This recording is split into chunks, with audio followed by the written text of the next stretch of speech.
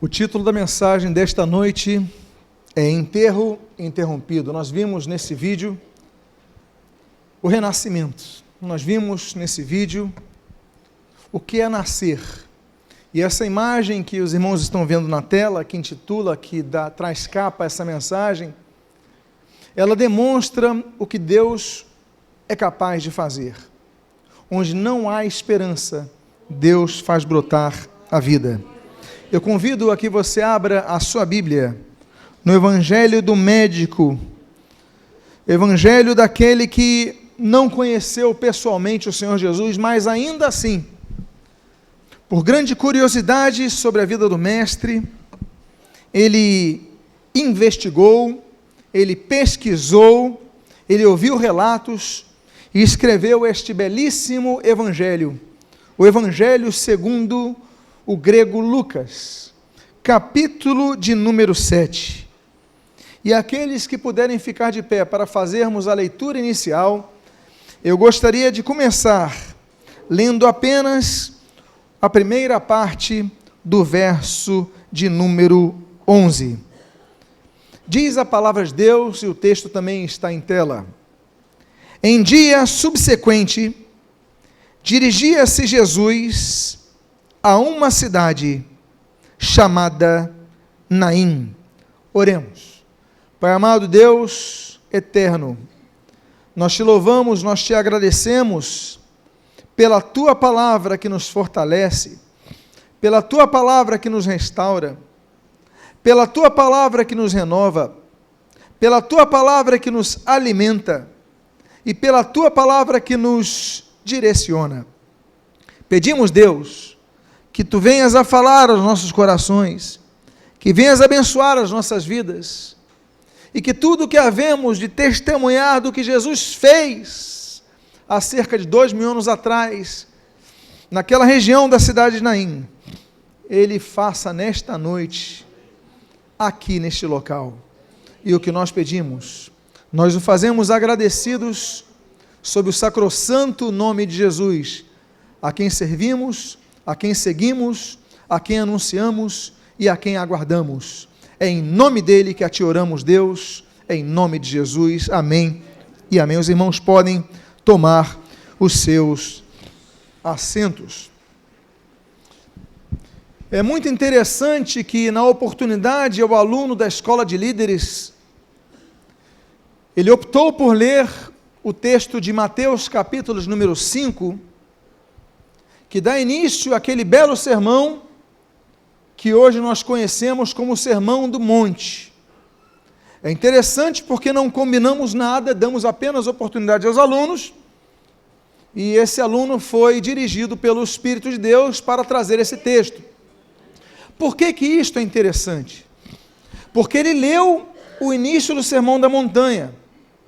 Está descrito ali, por exemplo, Mateus capítulo 5, Mateus capítulo 6, Mateus capítulo 7 e Lucas. E quando Jesus termina o Sermão da Montanha, que acontece ali no Mar da Galileia, junto ao Mar da Galileia, Jesus passa por Cafarnaum, que é uma das cidades costeiras, é uma vila de pescadores ali, e Jesus cura o servo de um centurião. Aí, assim, subsequentemente, temos esse texto. Há uma continuidade, Sermão do Monte, cura do servo do centurião, e a Bíblia diz, e continua a história dizendo, em dia subsequente. No dia seguinte ao Sermão do Monte, multidões que seguiram Jesus, multidões que foram operacionalizadas pelo poder e o milagre do Senhor Jesus, estavam impactadas pelo poder, estavam impactadas pelos ensinos, estavam impactadas pela sua sabedoria vinda do alto, pela sua mensagem naquele sermão, estavam impactadas ao ver, por exemplo, um milagre do servo do centurião, e Jesus então decide sair de lá, e Jesus ruma à região noroeste, Jesus começa a subir na direção do Mediterrâneo, e Jesus vai numa região chamada Naim. Jesus conhecia essa região. Por que Jesus conhecia essa região? Porque Naim fica a 10 quilômetros de Nazaré. Eu lembro aos irmãos que apesar de Jesus ter nascido em Belém da Judéia, na região sul Jesus era nortista. Jesus, ele foi criado em Nazaré, que é a terra da mãe de Jesus, Maria. Ou seja, Jesus era judeu de nascimento, mas era israelita de formação. Uma cultura distinta da cultura do sul, da cultura judaica. Jesus é criado na região de Nazaré, uma região próspera, uma região verde, uma região abundante. Então Jesus, 10 quilômetros de Nazaré, e é interessante notar, menos a 5 quilômetros de Sulém, onde nós temos o milagre de Eliseu, com aquela viúva, nós estamos próximos ao Monte Tabor, o Monte da Transfiguração. Muitas coisas acontecem naquela região. E Jesus vai para uma cidade que é uma cidade bonita. Por que era uma cidade bonita? Porque Naim significa formosura. É uma cidade que tem nome de formosura. Era uma cidade provavelmente bem cuidada. Era uma cidade onde a formosura nos lembra algo agradável nos traz alegria. Mas a Bíblia diz que Jesus não estava indo sozinho para ali. A Bíblia diz nesse versículo número 11, como os irmãos podem ler em tela, e iam com ele os seus discípulos e numerosa multidão. É interessante notar o diferencial que Lucas nos expõe sobre dois tipos de grupo que seguiam Jesus. Dois tipos de grupos que seguiam Jesus. Os discípulos e numerosa multidão. Nem todos os que seguem Jesus são discípulos. Muitos seguem Jesus como numerosa multidão. Porque qual é a diferença da numerosa multidão para os discípulos? Para que você tenha noção, discípulos em grego é matetes, que significa em português aluno, dos didáscalos, do mestre. Mas em hebraico, por exemplo, quando a Bíblia fala dos discípulos de Elias, no hebraico o termo para discípulo é a palavra ben, e que tem um mínimo de conhecimento do hebraico sabe que ben significa filho. Ou seja, no conceito judaico, o discípulo é um filho. No conceito grego, o discípulo é um aluno. Nas duas compreensões do termo que nós hoje atualmente usamos, odiernamente usamos como discípulos, mas a compreensão daquelas duas culturas era alguém que está acompanhando alguém para aprender. O aluno se junta ao seu mestre para aprender. O filho anda com seus pais para aprender. O objetivo, o alvo, a nomenclatura que Jesus dá para determinado número de seguidores, Jesus os chama de discípulos. Por quê? Porque dentre as multidões, nem todos queriam aprender. O termo separa discípulos e numerosa multidão. E a grande questão é o que nós temos nas igrejas nos dias de hoje. Será que nos bancos das igrejas, nas poltronas das igrejas, nós temos apenas discípulos? Ou será que temos mais a numerosa multidão que discípulos? Será que nós temos mais pessoas que vão à igreja por um compromisso, um desejo de se encontrar com alguém? Ou nós temos pessoas que estão aqui desejosas de aprender com o Mestre o que diz a sua palavra? E outra coisa, ao referencial tiaguino, quanto ao objetivo do aprendizado. Porque o aprendizado ele pode ser assimilado com o objetivo primário de conhecimento. Mas Tiago nos ensina que nós não devemos buscar o conhecimento pelo conhecimento, o gnosco, a gnose da coisa, mas nós devemos buscar a praxis, a prática do conhecimento. Sede, pois, praticantes da palavra e não apenas ouvintes. O objetivo do cristão, então, não é apenas obter conhecimento, porque há muitos seminários de teologia que tem muitos alunos que conhecem a teologia, a doutrina, os idiomas, mas não têm fé, não conseguem orar, não conseguem acreditar na palavra, não conseguem acreditar no sobrenatural. Eles têm o conhecimento, mas não têm a fé, a compreensão do poder de Deus. É por isso que o Senhor Jesus, ele diz, em Mateus capítulo 22, versículo 29, errais, não conhecendo as Escrituras e nem o poder de Deus. O objetivo do cristão é conhecer essas duas dimensões da vida cristã.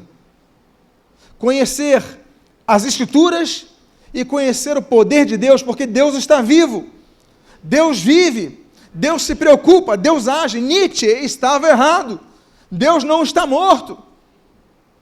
Nietzsche, luterano desviado, agnóstico, não chegou ao ponto do ateísmo, mas era agnóstico. Ele dizia, oh, não, Deus criou e abandonou as coisas. Você não precisa ler Assim Falou Zaratustra para você entender como esse homem descompreendeu Deus, apesar de sua formação. Deus, ele vive, ele se preocupa, ele age, ele expressa o seu poder, Deus faz milagres. Hoje, agora, Deus faz, Deus opera, Deus ouve orações, Deus atende orações. Agora, para isso, nós devemos aprender a palavra e praticar a palavra. Senão, nós temos que entender que ou nós somos discípulos de Jesus, ou nós só fazemos a parte de um grupo chamado numerosa multidão. Por que que o Espírito Santo faz essa distinção? Porque é isso que se encontra na igreja. A questão é, você quer fazer parte da numerosa multidão? Ok, vá ao culto, ouve a palavra, canta no louvor, e diz que é crente, e dá a paz do Senhor para quem você quiser, e usa o linguajar crentesco. Você pode enganar a muitos, mas você continuará sendo numerosa multidão, porque o discípulo, ele aprende, e aprende para praticar.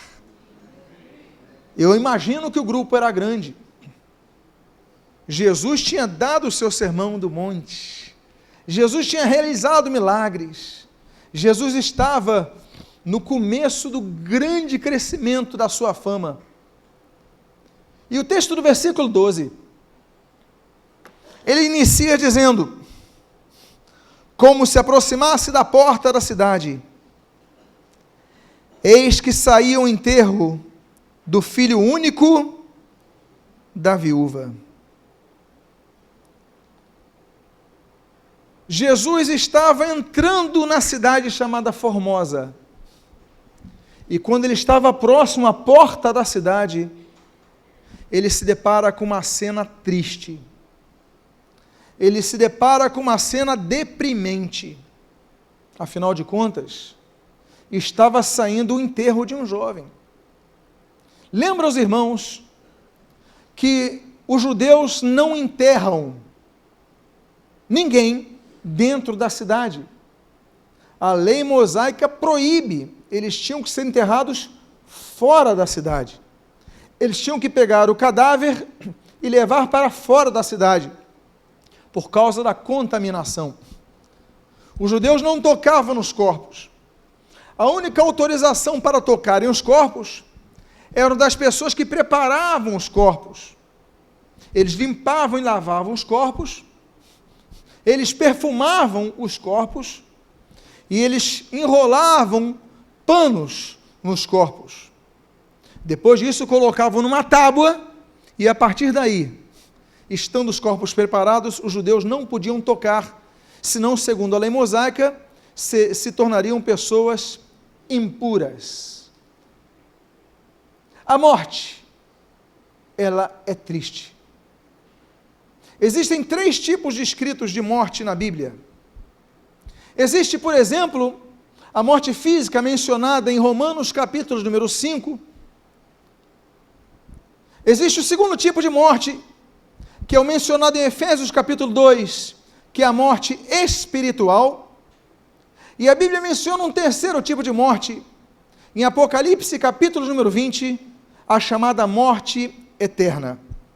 A morte, ela entra no mundo, como nós lemos em Gênesis capítulo 3, como consequência do pecado. A morte, ela se alastra. Agostinho vai trabalhar muito bem a questão do pecado original, pautado principalmente em Romanos capítulo 5, versículo 12, quando o texto sagrado do apóstolo Paulo diz que por causa de um, a morte entrou a todos. Nós herdamos então esse pecado original, essa natureza corruptível, aquilo que Tiago, por exemplo, vai falar sobre a concupiscência da carne, a inclinação para o pecado e naturalmente o desgaste das nossas células. A morte, ela faz isso, ela se universaliza entre os habitantes, entre o mundo, entre a população, entre a vida biológica, como consequência daquilo que Romanos capítulo 6, versículo 23 diz: pois o salário do pecado é a morte. Ou seja, é por causa do pecado que vem a morte. A morte vai ser o último inimigo a ser derrotado. A Bíblia diz no livro de Hebreus, capítulo 9, versículo 27, que as pessoas só morrem uma vez. A Bíblia diz: portanto, ao homem está imposto, definido, que morra apenas uma só vez, depois disso segue o juízo. Não existe reencarnação, não existe segunda chance, não existe purgatório, depois da morte já vem o juízo. Hebreus capítulo 9, versículo 27. Então, meus amados irmãos, nós devemos entender que a morte é o cessar apenas da vida biológica. Deus tem as nossas vidas em suas mãos. Os nossos dias estão contados. Jó capítulo 14 diz que os dias de cada um de nós na terra estão contados. Quem tem que viver até o dia tal, vai viver até o dia tal. Pode Deus, segundo o que nós lemos no livro de Provérbios, capítulo 3, versículo 16, a Bíblia diz que nas mãos de Deus está o estender da vida. Deus pode estender a nossa vida, como por exemplo, nós lemos no livro do profeta, o filho de Amós, o profeta Isaías, no capítulo número 38, quando a Bíblia diz que o rei Ezequias clama ao Senhor, ele diz: lembra-te, Senhor, eu andei em retidão nos teus caminhos, eu fiz o que era reto diante do Senhor, e a Bíblia diz, e chorou grandemente. Isaías estava saindo do palácio, Deus o leva de volta ao rei Ezequias. Isaías comunica a rei Ezequias: olha, Deus te deu mais 15 anos de vida, nas mãos de Deus está o alongar, Deus pode ressuscitar, Deus pode dar novas oportunidades, Deus é soberano para isso. Morte. A cada dia, segundo a ONU, segundo a OMS, dados de 2008, morrem 300 mil pessoas por dia. Das 300 mil pessoas, 200 mil pessoas são idosos. 2/3 das pessoas que morrem em todo o mundo são idosos. O outro 1/3 são adultos e, numa parte muito menor, jovens e adolescentes. As principais causas das mortes dos idosos são, em primeiro lugar, a insuficiência respiratória, através do infarte no miocárdio. A segunda maior causa da morte de idosos é o derrame cerebral. E a terceira maior causa são infecções respiratórias. Agora, entre os jovens e adolescentes, nós temos um outro condicional que gera morte, porque não é morte natural. Aliás, existe uma organização da ONU chamada Right to Food. É uma organização que cuida da distribuição de alimentos entre os povos, e ela trouxe um dado interessante. Esse dado, se eu não me engano, é de 2015. Right to Food, ele diz o seguinte, que das causas não naturais de mortes, nós temos 58% por problemas relacionados à desnutrição. Isso, você crê que é só na África? Não, no Brasil também. Há muita gente desnutrida, morrendo de fome, morrendo por falta de nutrientes, morrendo por falta de vitamina, tem uma vida mais curta. Tem crianças que não desenvolvem o cérebro, não têm um raciocínio lógico rápido, não conseguem concatenar as ideias de uma maneira racional, rápida, como a maioria da classe média. Por quê? Porque na sua formação, na sua infância, não se alimentaram com a vitamina necessária. O seu cérebro em formação não teve privilégio que nós temos hoje, que nos alimentamos bem. Então são pessoas mais propensas a limitações e muitas vezes afetadas na formação do seu corpo. Agora, entre os jovens e os adolescentes, os adolescentes aqui descritos entre os 10 e os 15 anos, e os jovens entre os 16 e os 19, segundo a OMS. As duas principais causas da morte desses são semelhantes. A primeira delas, violência interrelacional. É a primeira causa de morte tanto de jovens como de adolescentes. Violência. Assaltos, brigas, consequências de brigas. A segunda causa também é muito parecida entre ambos, é a mesma entre ambos. Acidente de trânsito. É a segunda causa que mais ceifa tanto jovens como adolescentes. Mas nos chama atenção a terceira causa, que é diferente entre ambos. A terceira maior causa de morte de adolescentes é o afogamento. Muitos adolescentes não aprendem a nadar. Eu creio que seria uma função dos pais ensinarem os seus filhos a nadar. Ainda mais nós que vivemos numa região litorânea. É a terceira maior causa de morte de adolescentes no mundo. Mas entre os jovens, o que nos assusta é que a terceira maior causa é o suicídio. O suicídio, algumas décadas atrás, era muito vislumbrado na idade adulta, principalmente nas pessoas que tinham conflitos muito grandes no relacionamento familiar e econômico. Pessoas que não sabiam administrar uma crise, pessoas que não sabiam administrar um desemprego, pessoas que não tinham esperança, davam cabo de suas vidas. Agora os jovens, faltam perspectivas para o futuro, falta esperança, falta paz, falta alegria, eu digo a vocês, falta Deus nos corações, porque Deus preenche esse vazio. Um dos maiores novelistas russos,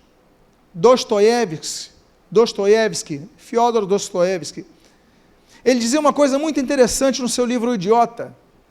Ele dizia que nós temos um buraco em nosso coração do tamanho exato de Deus. Deus preenche esse vazio. Mas os jovens, terceira maior causa, suicídio. E você vê que é uma temática que hoje está em muitos programas. É uma abordagem que está avançando na mídia, várias séries televisivas. Meus filhos comentavam sobre 13 razões do porquê, e outras séries, jovens terminando com suas vidas. Surgiu há pouco tempo atrás uma moda diabólica da chamada, não sei se o nome era Baleia Azul, não sei quantos se lembram disso, que se alastrou, depois prenderam o autor disso, um russo lá, está preso. Mas várias crianças deram cabo ou tentaram dar o cabo de suas vidas. Esse enterro dessa viúva é o enterro de um jovem. A Bíblia diz especificamente que era um jovem. E aí nós temos um motivo de tristeza. Diz o jargão popular que um pai nunca deveria enterrar nenhum filho. O natural é o oposto. Mas, meus amados irmãos, nesse dia, não apenas essa mulher tinha enterrado o filho, mas diz a Bíblia, enterro do filho único. Se enterrar o filho é terrível, imagine você quando o filho é único e mais. Diz a Bíblia que essa mulher era viúva. Ela não tinha um marido.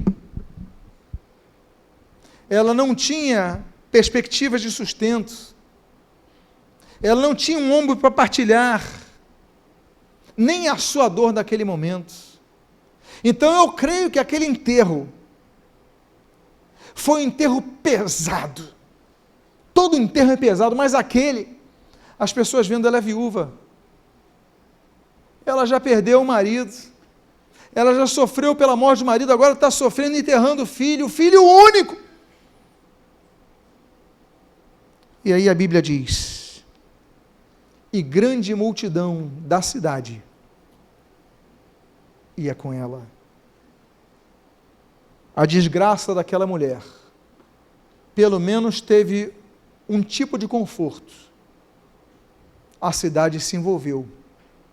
A cidade sentiu a dor dela e se uniu. Mas o que acontece? Nós temos uma cena que, se fosse filmada, nos geraria um impacto. Eu fico imaginando, se tivesse um cineasta filmando, fazendo um foco num grupo e um foco em outro, e depois fizesse uma tomada única, que choque seria essa cena. Por quê?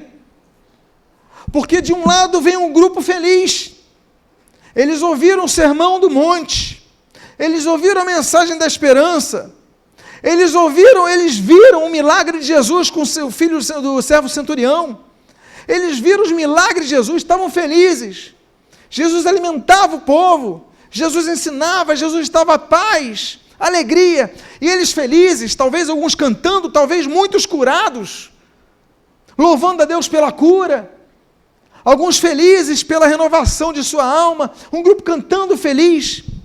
Segunda cena, um grupo triste, um grupo arrasado, uma multidão nota bene. O autor Lucano utiliza a mesma expressão, grande multidão com Jesus, grande multidão com a viúva, e grande multidão da cidade é com ela, outra grande multidão, dois grupos grandes, dois grupos enormes.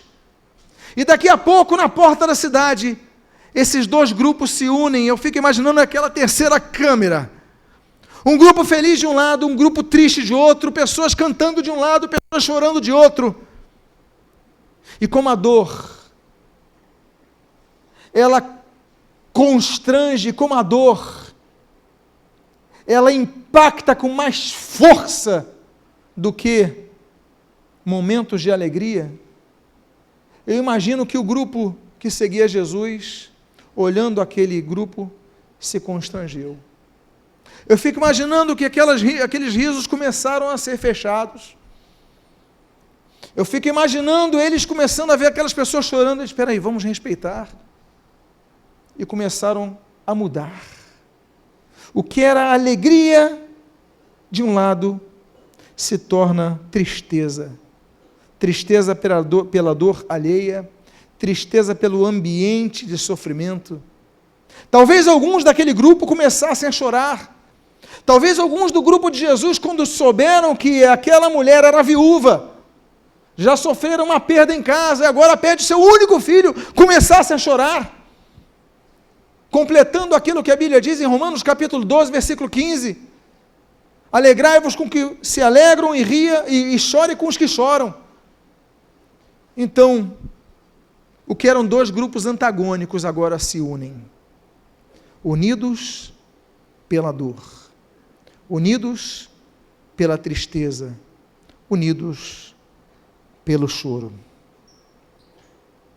Duas multidões, duas grandes multidões se tornam em apenas uma multidão. E aí nós temos o primeiro ato que começa a mudar toda uma configuração. A primeira ação do Senhor Jesus, uma ação silenciosa, uma ação simples, talvez uma das ações mais simples que existam. A Bíblia diz, no início do versículo 13, vendo-a. Tudo muda quando Jesus vê. A Bíblia diz, em Mateus capítulo 9, que Jesus viu a fé dos amigos do paralítico em Cafarnaum. A Bíblia diz, em Marcos capítulo 6, que Jesus viu as multidões e se compadeceu delas. A Bíblia diz, em Marcos capítulo 10, que Jesus viu os pequeninos que se aproximavam dele e falou: não impeçam essas crianças de se aproximarem a mim. A Bíblia diz que o Senhor Jesus, ele viu os valores que eram entregues na oferta no templo. Lucas capítulo 21. A Bíblia diz que Jesus está passando ali por Jericó e ele olhou para cima e em cima de um sicômoro, Lucas capítulo 19, Jesus viu Zaqueu e falou: Zaqueu, desce depressa. A Bíblia diz em João capítulo 9 que Jesus viu um cego de nascença. A Bíblia diz que Jesus viu, João capítulo 11, a multidão que chorava a morte de Lázaro e Jesus se comoveu. Jesus vê o problema, Jesus vê a situação, tudo muda quando Jesus vê. E eu quero dizer para você, Jesus vê o teu problema. A Bíblia diz no livro de Êxodo, capítulo número 3, a Bíblia diz que Deus viu a opressão do povo de Israel diante dos egípcios, e por isso Deus ele convoca Moisés ali no Monte Horebe com aquela sarça que ardia, mas não se consumia, e o chama e diz: olha, Moisés, levanta-te pela manhã cedo, vai até Faraó e diga para ele: deixa o meu povo ir. Deus, quando ele vê, ele começa a agir para mudar a sua história.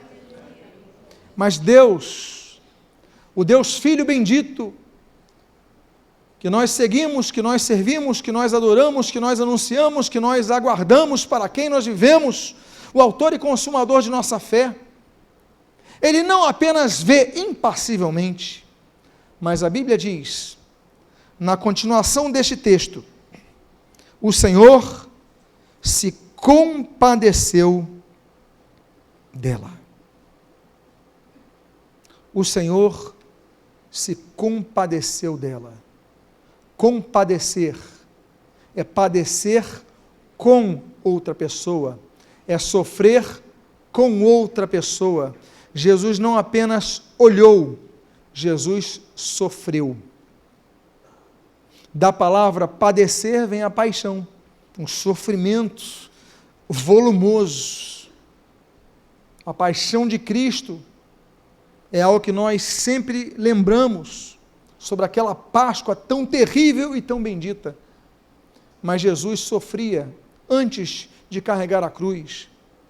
Jesus sofreu antes do Getsêmani. Jesus, ele olhava e se compadecia das pessoas. A Bíblia diz, Mateus capítulo número 9, que Jesus olhou para as multidões, diz a Bíblia, aflitas e exaustas, como ovelhas que não têm pastor, e se compadeceu delas. A Bíblia diz, em Mateus capítulo 14, que o Senhor Jesus, ele se compadeceu dos enfermos. A Bíblia diz, em Mateus capítulo 15, que Jesus se compadeceu dos famintos, as pessoas que passam fome, Jesus sofria com elas. A Bíblia diz, em Mateus capítulo número 18, que Jesus se compadeceu dos endividados. Dívida não é um problema da sociedade atual, e Jesus não ficou impassível às pessoas que deviam dinheiro a outras pessoas. A Bíblia diz que Jesus se compadeceu dos endividados. Tanto é que naquela oração que todos conhecem, de Mateus capítulo 6, ele diz, perdoa as nossas dívidas, assim como que nós perdoamos aos nossos, ele nos ensinou isso. É por causa disso, de ser o Senhor da compaixão, o Senhor do compadecimento que sofre conosco, é que Marcos capítulo 10, um dos dois cegos que é curado em Jericó, aquele que é chamado de Bartimeu, ele clama ao Senhor e diz, Jesus, Filho de Davi, tem compaixão de mim. E esse Jesus não mudou. Por quê? Porque no livro de Hebreus, no capítulo número 4, quando apresenta Jesus como um sumo sacerdote que está intercedendo por nós, a Bíblia diz que ele é o sumo sacerdote que se compadece de nossas fraquezas.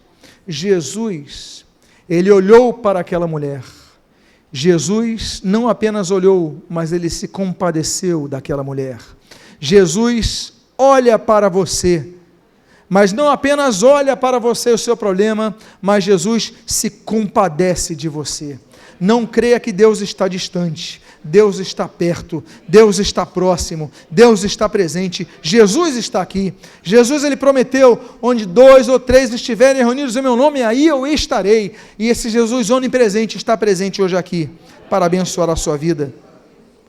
Mas a Bíblia diz que depois dessas 2 primeiras ações que são silenciosas, são ações que provavelmente a maioria das multidões não perceberam. Multidões. Só quem olhou Jesus vendo aquela mulher é quem estava próximo, vendo o rosto de Jesus naquela hora. Ele viu, Jesus olhou para aquela mulher. O autor Lucano então escreve, Jesus a viu. Isso as pessoas perceberam. Mas existe essa segunda ação que nem sempre dá para perceber, o compadecimento, porque é um sentimento no coração.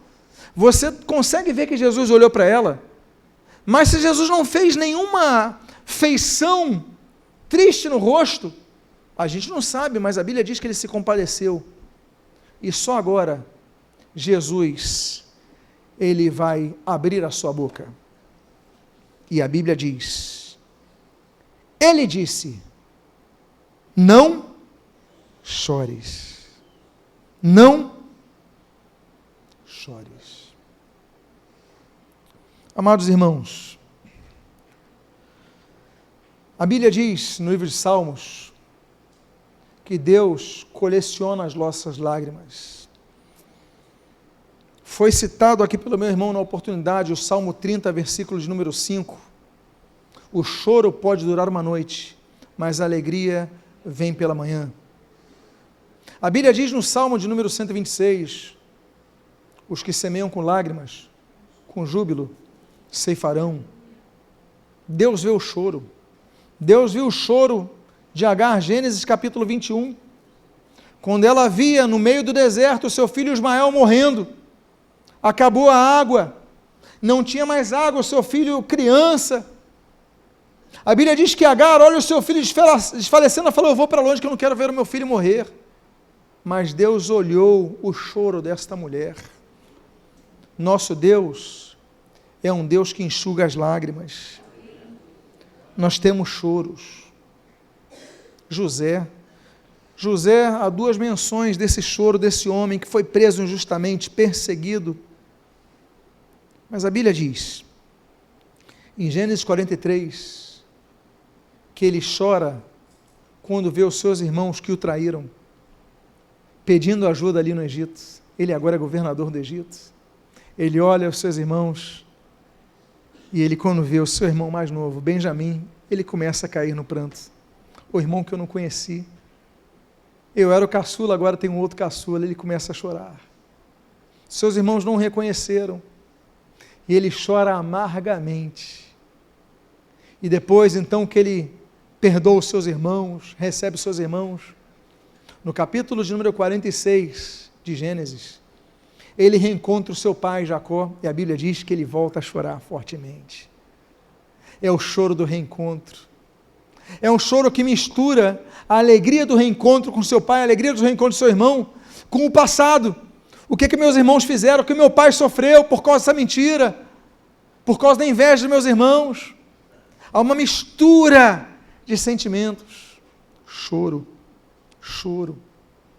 Ana chorou porque queria ter um filho. 1 Samuel, capítulo número 1. Ela chorava, e o sacerdote ali não compreendia esse choro. Há choros que o sacerdote não vai compreender. Há choros que o teu marido não vai compreender.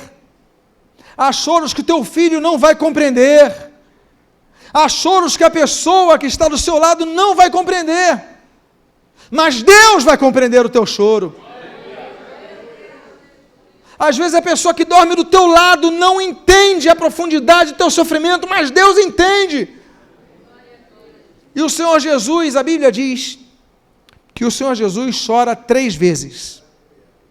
João capítulo 11, versículo 35, a Bíblia diz que Jesus chorou quando viu o ambiente da morte de Lázaro, ele chora pelo seu amigo Lázaro que tinha falecido. Lucas capítulo 29, a Bíblia diz que Jesus chora ao ver Jerusalém, naquela que seria a preparação para a entrada triunfal, a Jerusalém que o receberia, dizendo: Hosana, Hosana ao filho de Davi, bendito aquele que vem em nome do Senhor, naquele domingo que nós chamamos de domingo de Ramos. Mas Jesus chora porque sabe que 3 dias depois, aquelas mesmas pessoas gritavam: solta Barrabás. Jesus chora por Jerusalém. Ele sabe que Jerusalém vai ser destruída. Ele sabe que não vai ficar pedra sobre pedra. E Jesus chora pela 3ª vez. Lucas capítulo 22, num horto, num jardim chamado Getsêmani. E Jesus chora amargamente. Sai sangue do seu corpo, tamanho o seu sofrimento. Jesus chora 3 vezes, segundo os evangelhos. Mas esse mesmo Jesus que chora, é o Jesus que olha e fala: não chores, porque Jesus chora por nós. O mesmo Jesus que morre na cruz, é o que diz: você não vai morrer, porque Ele morreu na cruz por nós. A Bíblia diz, no livro de Isaías, do profeta Isaías, capítulo 53, versículo 5, pelas suas pisaduras nós fomos sarados. Ele sofreu para que nós tivéssemos cura. Jesus, ele diz para você: não chores. E por que Jesus disse: não chores? Porque algo ia acontecer. Jesus vê. Jesus se compadece. Jesus diz: não chores. Mas Jesus faz uma 4ª ação. Essa 4ª ação é que nós lemos no início do versículo 14. E chegando-se. Jesus não apenas vê, não apenas sente, não apenas diz, mas ele se aproxima. É esse Jesus que a Bíblia diz, em Lucas capítulo 19, que veio para buscar e salvar o que se havia perdido. É esse Jesus que, quando Pedro vacila em sua fé e começa a se afogar, Jesus estende a sua mão e o levanta do abismo dos mares. Esse Jesus, ele se aproxima de você. A Bíblia diz em Tiago capítulo 4, versículo 8, e Zacarias capítulo 1, versículo 3, olha, tornai-vos a mim, e eu me tornarei a vós. É necessário que você busque ao Senhor, buscar ao Senhor enquanto Ele pode ser achado. Você veio na casa do Senhor com esse objetivo de buscar a palavra de Deus na sua vida. Você está sentado nesse momento ouvindo essa mensagem, você está na internet vendo o YouTube no seu computador, no seu celular, essa mensagem. Porque alguém enviou para você, se lembrou de você, alguma coisa te fez ouvir essa mensagem. E você está ouvindo até esse momento, porque você tem esperança que Deus fale para você, você está buscando ao Senhor. Eu quero dizer que Deus se aproxima de você. A Bíblia diz, chegando-se, aproximando-se. Mas acontece uma 5ª ação. Essa 5ª ação era impensável aos judeus. A Bíblia diz, na continuação desse versículo número 14, aproximou-se e tocou o esquife. A lei mosaica proibia que se tocasse nos mortos. Como eu já expliquei aos irmãos, uma vez preparados pelas pessoas responsáveis e autorizadas para isso, ninguém mais tocava no corpo. Eles carregavam a madeira, colocavam na faixa e jogavam a madeira, dobravam e caía ali naquele buraco na terra, ou jogavam em alguma caverna, em algum local, algum jazigo ali. A lei dizia, a lei mosaica dizia, olha, você não pode fazer nada no sábado. E Jesus olhou aquele cego e curou no sábado. A lei dizia, você não pode tocar no morto. Mas Jesus falou, mas eu vou tocar no morto, porque o amor é mais forte do que a lei. O amor é mais forte do que tudo. O amor é capaz de mudar todas as coisas. Jesus nessa hora não se importou com a religiosidade, não se importou com a religião, não se importou com os costumes. Meus amados, tem um pastor amigo meu, filho na fé. Uma vez ele era jovem, quando ele era jovem, ele conta esse testemunho para mim. Ele era jovem e uma vez convidaram ele para ir numa igreja. Tinha um culto na igreja. Ele não conhecia Jesus. Ele foi na igreja. Quando ele chegou naquela igreja, ele estava de bermuda. Aí um diácono falou, olha, que bom, você está visitando a gente? Estou. Ah, que bom, olha, seja bem-vindo. Mas eu posso te pedir um favor? Aí ele, pois não, tem como você voltar para casa e botar uma calça comprida? Aí ele falou, claro. Ele foi e nunca mais voltou para aquela igreja.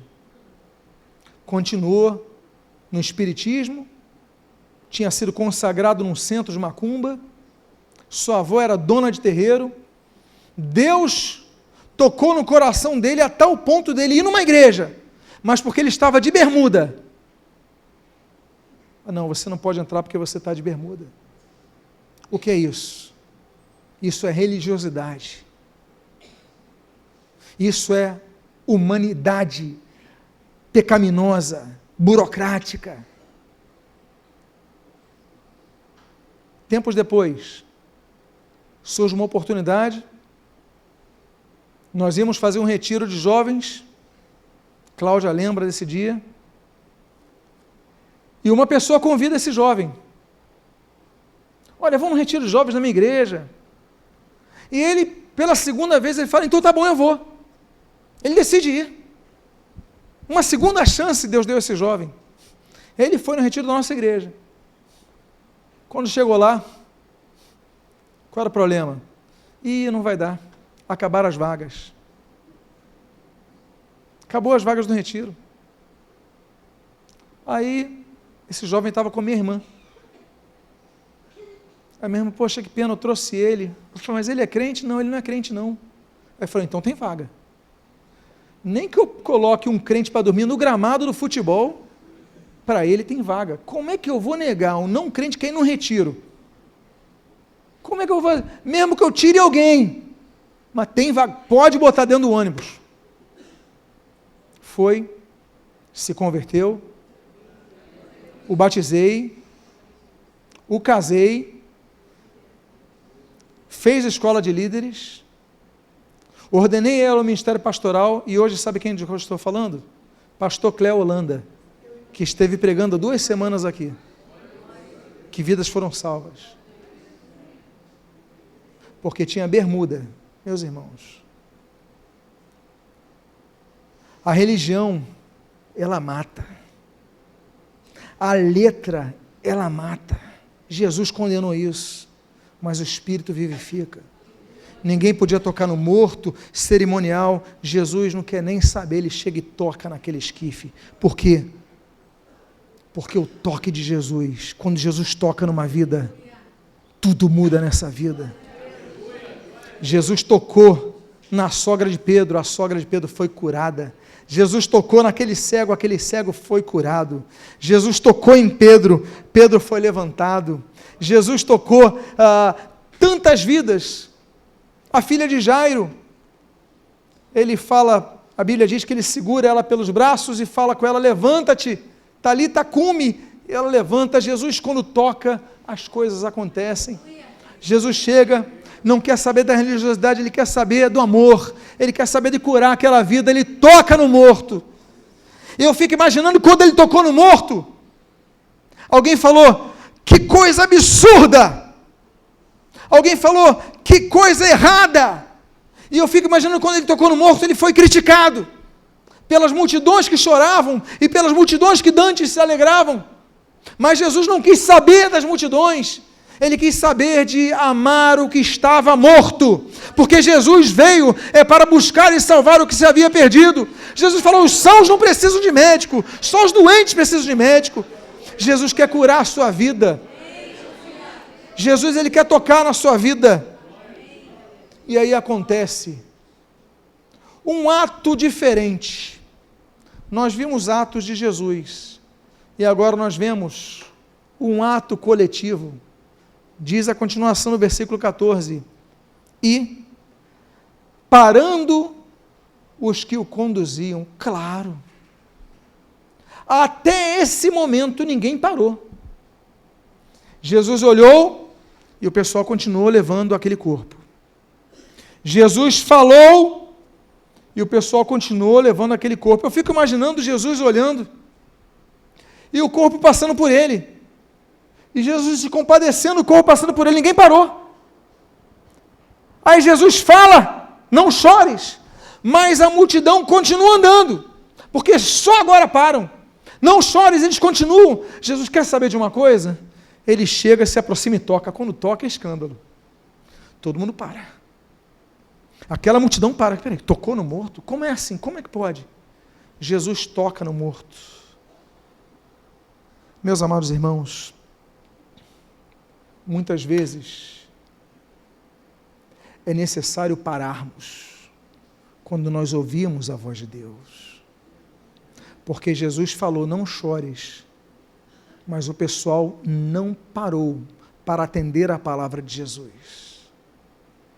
Jesus tem falado coisas para você, Deus tem falado ao teu coração, mas muitos não param para mudar as suas vidas. Deus tem trazido orientações, mas muitos não param para ouvir o que Deus tem falado. Você está ouvindo essa mensagem nesse templo, na internet, não sei mais onde, mas o fato é que Deus está falando, e é momento de parar, de refletir e de obedecer, porque Deus vai mudar a sua vida. Aí Jesus toca no esquife e todos param. E aí Jesus fala pela segunda vez. Na primeira, falou para a viúva, mas parece que a viúva não ouviu. Parece que a multidão não ouviu. Agora então ele se volta e fala para quem? Diz a Bíblia, no final desse versículo 14, e disse, jovem, eu te mando, levanta-te. Nesse momento ele fala com o morto, porque os vivos não queriam ouvir. Jesus se compadeceu, Jesus estava vendo a cena. Jesus, como é que vocês continuam? Ele pega, toca no esquife e fala, jovem. Ele não diz, eu te peço. Ele não diz por gentileza. A Bíblia diz textualmente, jovem, eu te mando, levanta-te. Eu fico imaginando Jesus usando sua autoridade naquele momento, jovem, levanta-te. A multidão parada, todos parados, todos impressionados. E Jesus se volta para o morto. Deus, quando Ele diz levanta-te, não há nada que possa segurar. O seu sonho pode estar enterrado. A sua família pode estar destruída. A sua esperança para uma melhor colocação financeira no mercado de trabalho pode estar apagada. Você pode ter perdido a fé, a esperança em muitas coisas, mas uma coisa eu quero te lembrar. Quando Jesus olha para o seu problema e diz, levanta-te, Ele vai se erguer. Jesus vai ressuscitar a situação que hoje está morta na sua vida. Deus te chama para ouvir a sua voz. E o último texto que eu quero compartilhar com os irmãos é do versículo de número 15. E Lucas registra, sentou-se o que estivera morto e passou a falar. E olha que cena bonita, não apenas dele ter sentado, ele ter começado a falar, não sei o que ele falou, não sei se ele deu graça, se ele falou onde eu estou, o que está acontecendo, eu não sei, ninguém sabe o que ele falou, mas olha a cena. Aí Jesus pega e o restitui. Eu não sei se eu restituir, entregar de volta, devolver, se Jesus pegou aquele jovem ressuscitado e entregou para aquela mãe que antes chorava. Ela tinha perdido um filho, ela tinha perdido um sonho, ela tinha perdido esperança, mas Jesus devolveu a vida para ela. É por isso que Jesus diz, João capítulo 11, no versículo 25, eu sou a ressurreição e a vida. Aquele que crê em mim, ainda que esteja morto, viverá. Fique de pé. Povo, fique de pé nesse momento. Glorifica ao Senhor Jesus nesse momento. Glorifica ao Senhor Jesus nesse momento. Eu quero fazer 2 orações nesta noite. A minha primeira oração é para você que perdeu algo importante na sua vida. A você que perdeu um sonho, a você que perdeu uma esperança, algo que você tinha, que te frustrou, você não tem mais forças, você está chorando como aquela mulher chorava, mas Deus te trouxe nesta noite aqui, Deus fez com que esse vídeo, esse áudio chegasse até você para ouvir essa palavra, porque Ele quer dizer, para o teu problema enterrado, para o teu problema morto, para a situação que já acabou na sua vida, levanta-te, porque Ele vai restituir a sua vida. Se você é uma dessas pessoas que precisa que Deus opere esse milagre na sua vida, coloque a mão em seu coração. Eu quero orar por sua vida, porque esse Jesus que fez milagres ontem, é o mesmo Jesus que está presente aqui e faz milagres hoje. A fé que nós temos que depositar em Cristo, ela é a fé que pode fazer com que a montanha se mova. Pai amado, em nome de Jesus, há várias vidas aqui, há vidas que estão neste templo com as suas mãos nos seus corações, há vidas que estão ouvindo essa mensagem, colocaram a mão nos seus corações, com um ato de fé, mesmo à distância, mas ouviram essa palavra, eles ouviram, entenderam, tu falastes com eles, tu fizeste que ouvisse essa palavra, por quê? Porque tu vais ressuscitar este que estava morto, ele vai voltar a falar, ele vai voltar a se comunicar, ele vai ser restituído a esta pessoa que perdeu. Eu oro por estas vidas, esta igreja está orando por estas vidas, restitui aquele que está morto, restitui vida àquele que está morto, e em nome do Senhor Jesus, Pai amado, eu te peço, traz vida e vida em abundância, renova a alegria, aquele que está chorando, enxuga as suas lágrimas, Pai, em nome do Senhor Jesus, que chegaram aqui chorando, mas saindo daqui chorando de alegria, entraram chorando de tristeza, e que as suas lágrimas reflitam o coração alegre e agradecido, porque Jesus está presente, porque Jesus operou, porque Jesus viu, porque Jesus se compadeceu, porque Jesus se aproximou, porque Jesus falou, porque Jesus tocou, e porque Jesus ordenou. Jovem, eu te mando, eu te mando, eu te mando, levanta-te, e a palavra de Deus diz, eu te mando, levanta-te. É pela fé em Jesus Cristo que nós oramos, em nome de Jesus, que esse morto se levante, e em nome de Jesus, que haja restituição nesta noite. Você que precisa ser restituído, continua com a sua mão no seu coração. Pai, nesta noite, seja uma noite de restituição. Este momento que a pessoa está ouvindo esse vídeo, vendo esse vídeo, ouvindo esse áudio, seja o momento da restituição. Opera o teu milagre. Nós não cremos num Deus distante, nós não cremos num Deus morto, nós não cremos num Deus inerte, mas nós cremos num Deus que se preocupa, que intervém e que age. Pai amado, age em prol do teu povo. Nós a te clamamos, nós a te oramos, nós intercedemos por isto. Faz um milagre nesta noite, faz um milagre neste momento, e nós te agradecemos em nome de Jesus. Eu quero fazer um segundo convite. Nessa noite a igreja continue com seus olhos fechados. O segundo convite que eu tenho a fazer nesta noite é a você que anda afastado dos caminhos do Senhor, a você que precisa se arrepender de seus pecados, dar um passo Pai, eu reconheço que eu tenho andado distante da Tua vontade, eu me arrependo dos meus pecados, quero entregar a minha vida a Ti, para que Tu ressuscites a minha vida, para que eu tenha paz na minha vida, para que eu tenha o Teu Espírito na minha vida, o Teu Espírito que revivifica o meu espírito. Pai, eu quero ser nova criatura, eu quero ter paz, a paz que excede a todo entendimento que Jesus prometeu. Então, se alguém aqui que quer neste momento dizer: Senhor Jesus, me aceita como Teu filho, Senhor Jesus, me aceita de volta à Tua casa, Senhor Jesus, eu reconheço que sou pecador, mas me arrependo dos meus pecados, entrego a minha vida a Ti. Alguém aqui, levante a sua mão agora, se houver alguém aqui nesse momento, porque Deus te trouxe aqui para fazer uma obra na sua vida. Alguém aqui nesta noite que veio nesse local, Deus falou que esse é o momento de você entregar a sua vida ao Senhor Jesus.